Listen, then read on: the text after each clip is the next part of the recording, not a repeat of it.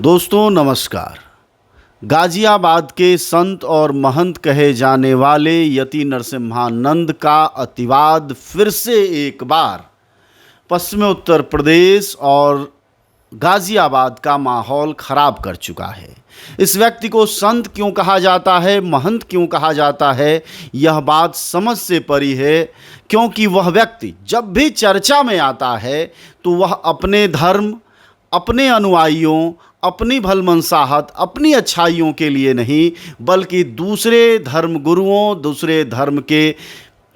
पैगंबरों को गाली देने, गलौज करने, उनको बेइज्जत करने के लिए चर्चा में आता है। ऐसा भला कोई व्यक्ति लंपट हो सकता है, गुंडा हो सकता है, स्वार्थी तत्व हो सकता है, समाज को बहकाने वाला हो सकता है, अपने निहित स्वार्थों के लिए हिंदू युवाओं को भड़काने वाला हो सकता है, लेकिन कम से कम संत तो नहीं हो सकता। इस समय हालत ये है कि उसके एक बयान के कारण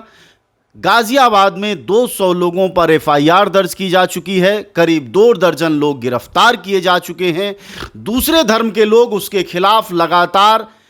रैलियां कर रहे हैं, मोहल्लों में बैठकें कर रहे हैं, तैयारियां कर रहे हैं और जाहिर तौर पर वह आदमी जानता है कि इन सबका नुकसान क्या होगा, लेकिन उसकी चर्चा हिंदू धर्म के किसी भी भलाई के लिए नहीं होती है। वह व्यक्ति हिंदू धर्म के किसी अच्छाई के लिए, इसी गाजियाबाद में लाखों लोग तरह तरह से परेशान हैं, उनकी किसी परेशानी के लिए वह व्यक्ति चर्चा में नहीं आता है, बल्कि अगर उसकी चर्चा होती है तो सिर्फ और सिर्फ दूसरे धर्म के धर्मगुरुओं को, पैगंबरों को गाली देने के लिए होती है। जबकि हमारे धर्म ग्रंथों में बहुत साफ है कि सभी ईश्वर अल्लाह भगवान एक हैं, और अगर वह एक हैं तो कोई संत और महंत हिंदू परंपरा का कम से कम किसी दूसरे धर्म को गाली नहीं देगा, अपने लोगों को मुकदमों में नहीं फंसाएगा, उनकी ज़िंदगी में गुंडा होने के लेबल नहीं लगवाएगा, अपने परिवार के बच्चों को कोई भी नहीं चाहता कि किसी संत महात्मा के